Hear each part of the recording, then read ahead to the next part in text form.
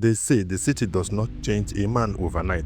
It changes him slowly, quietly, the way rust eats metal, one small bite at a time. By the time Collins truly noticed, the city had already wrapped itself around his heart. Benin City was now his home, not the noisy stranger it once was, but a familiar friend that spoke the language of ambition. Collins no longer looked like the village boy who arrived with a small bag and big dreams. He walked with confidence. His shoulders was broader. His clothes were clean and sharp. His hands, once rough from farming, now carried the quiet authority of skill. And people noticed. At Oga Benjamin's shop, Collins was no longer just a mechanic. He was the mechanic. The one customers trusted, the one they waited for. Where is Collins? They would ask. Let him handle it. That was power. And power is sweet, especially to a man who once had none. Among all the customers who trusted him, one woman trusted him more than most. Madam Blessing. Let me tell you about her properly. Madam Blessing was the kind of woman the city respected. Tall, elegant, always dressed like money itself had chosen her wardrobe. Her skin glowed like polished bronze. Her perfume announced her presence before her voice did, and her eyes, those eyes did not ask questions. They made statements. She owned business, she owned properties, and slowly, quietly, she began to act like she owned Collins' attention too. At first, it was harmless, extra smile, lingering conversations, small compliments wrapped in innocent words. You are very hardworking, Collins, she would say. A man like you will go far. Collins smiled politely. Nothing more. When her words became clearer, when her intentions stepped out from the shadow, Collins did the right thing. I am married, he said one afternoon. His voice firm but respectful. My wife is in the village. Madam Blessing did not argue. She simply smiled, the kind of smile that waits. Think about your future, she said calmly. And Collins did. On Collins' birthday, the city made its loudest offer. Madam Blessing arrived earlier that morning and asked him to step outside. Parked by the roadside was a car, not brand new but clean, shining. It's yours, she said. Collins felt the ground shift under his feet. No one had ever given him anything like this before. Not promises, not prayers. Something real, something loud.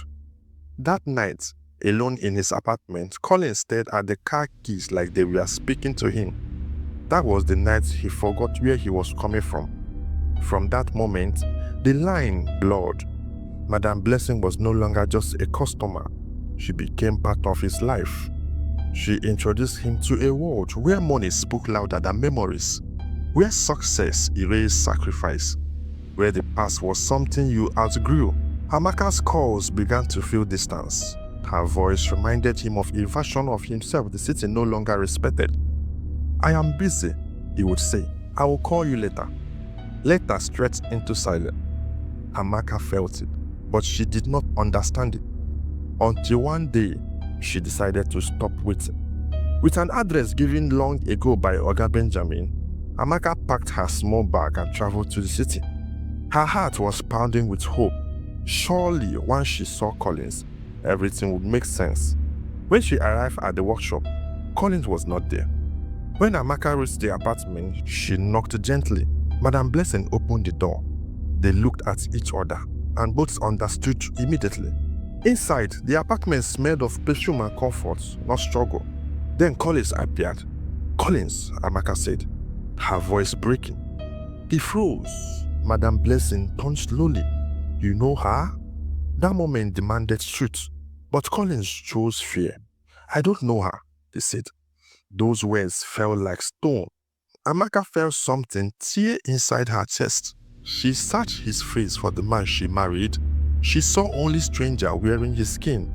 I think you should leave, Collins added, not meeting her eyes. Amaka did not shout. She did not beg. She turned and walked out. Back in Omumba, the house welcomed her with silence. That night, she cried until even tears abandoned her. Back in the city, Collins told himself he had chosen the future, but the city was already preparing the day. What Collins did not know was this: Madam Blessing was a season, Amaka was a lifetime. The truth arrived quietly on a Monday morning.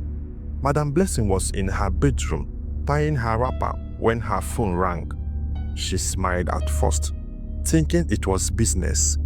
But the smile disappeared the moment she saw the caller ID. Her husband. He had been out of the stage for 3.5 years. Business trip, meeting, distance. That distance had given her freedom, or so she thought.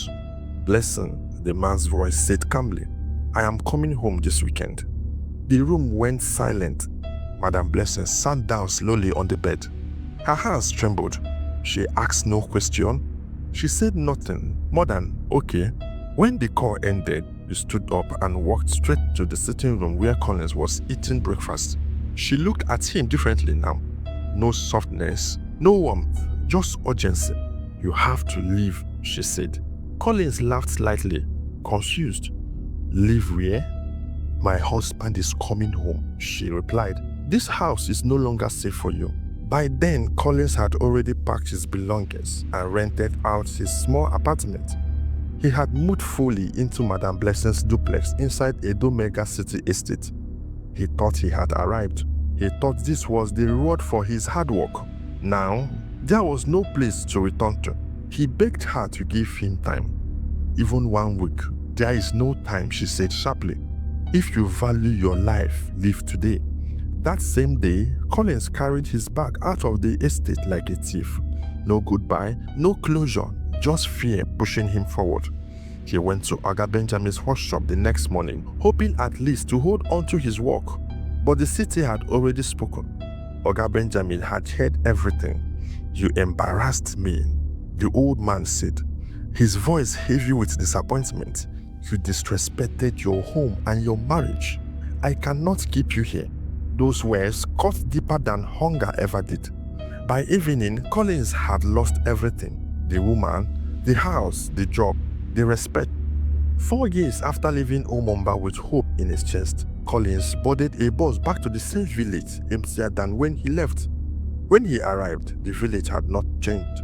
Mud houses, quiet paths, evening smoke rising from cooking fire, and there, in their old mud house, Amaka was cooking. Her wrapper was faded, her face slimmer, but her eyes still carried patience. When she heard footsteps behind her, she turned, she froze. Collins stood at the doorway like a broken man, his shoulders slumped, his eyes red. Dust covers his shoes, shame covered his soul. "Amaka," he whispered. She dropped the spoon from her hand. For a long moment, no one spoke. Then Collins fell to his knees. "I am sorry," he said, his voice shaking. I destroyed what God gave me. I treated gold like dust. Please forgive me." Tears rolled freely down his face. Not the proud tears of success, but the painful tears of regret. Amaka looked at him. She saw the man who betrayed her. She also saw the boy she married, the man she prayed for every night. She knelt too and lifted his face. "I never stopped waiting," she said softly. "Not because you deserved it, but because love does not keep score." She wiped his tears. "Come inside," she added. "You are home."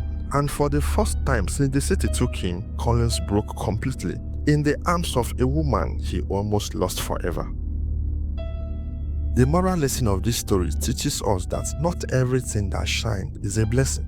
Some gifts come to test your heart, not to reward your effort. Collins thought success meant comfort, attention, and quick reward.